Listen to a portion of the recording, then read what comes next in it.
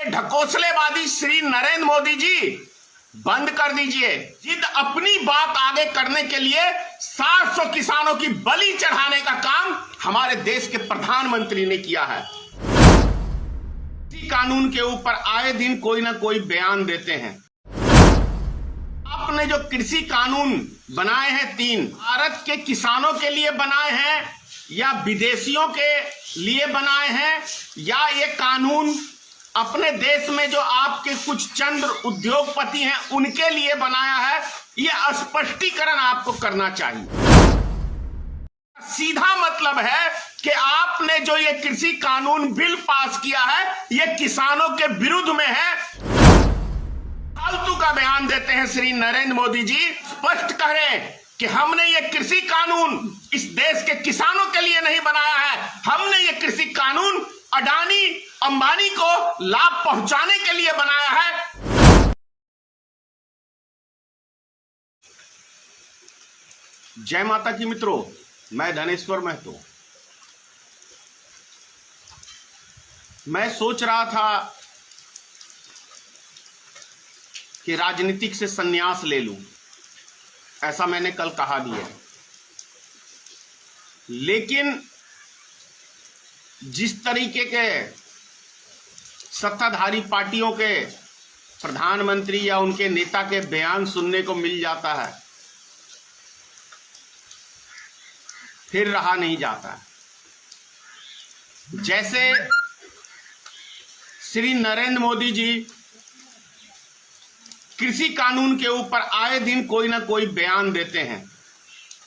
कल भी उन्होंने बयान दिया कृषि कानून बिल्कुल ठीक है। मेरा ये सवाल है इस देश के प्रधानमंत्री श्री नरेंद्र मोदी जी से, और मैं समझता हूं ये सवाल हर एक किसान का होगा, क्योंकि मैं भी एक किसान का बेटा हूं, कि आपने जो कृषि कानून बनाए हैं 3, वो भारत के किसानों के लिए बनाए हैं या विदेशियों के लिए बनाए हैं, या ये कानून अपने देश में जो आपके कुछ चंद उद्योगपति हैं उनके लिए बनाया है, ये स्पष्टीकरण आपको करना चाहिए कि वास्तव में ये कृषि कानून हमने यदि देश के किसानों के लिए बनाया है तो बिना किसानों को विश्वास में लिए आपने इस कानून को कैसे बनाया,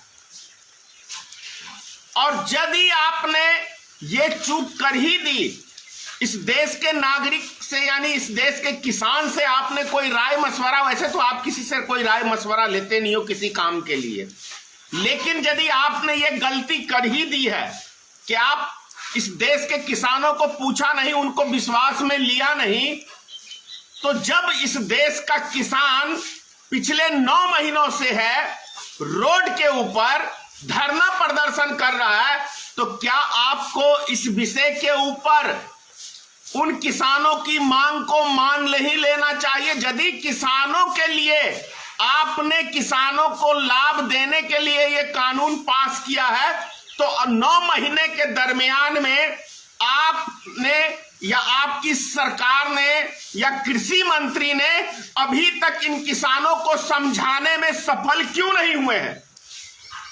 अगर यदि आप सफल नहीं हुए हैं किसानों को समझाने में, तो इसका सीधा मतलब है कि आपने जो ये कृषि कानून बिल पास किया है ये किसानों के विरुद्ध में है, और किसान इसको नहीं चाह रहे हैं। तब आप हर 2 दिन बाद एक सफाई लेके आ जाते हैं और इस देश की जनता को गुमराह करने के लिए एक फालतू का बयान देते हैं श्री नरेंद्र मोदी जी। आपको यदि इस देश के किसानों की चिंता है तो आप इस कानून को वापस ले लें, या स्पष्ट करें कि हमने ये कृषि कानून इस देश के किसानों के लिए नहीं बनाया है, हमने ये कृषि कानून अडानी अंबानी को लाभ पहुंचाने के लिए बनाया है। ये 2 बातें आपको स्पष्टीकरण करनी चाहिए, वरना ये ढकोसलेबाजी श्री नरेंद्र मोदी जी बंद कर दीजिए। इस ढकोसलेबाजी को कुछ व्यक्ति नहीं समझ पा रहे हैं, लेकिन मैं समझता हूं देश में 70% आपकी राजनीति को इस देश का नागरिक समझ चुका है।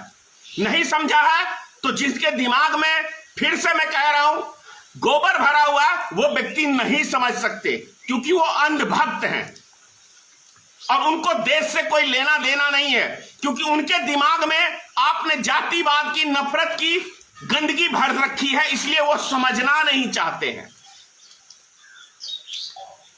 कृषि कानून 700 से ज्यादा हमारे देश के किसान इस आंदोलन में शहीद हो चुके हैं, लेकिन हमारे देश के प्रधानमंत्री को सिर्फ अपनी जिद,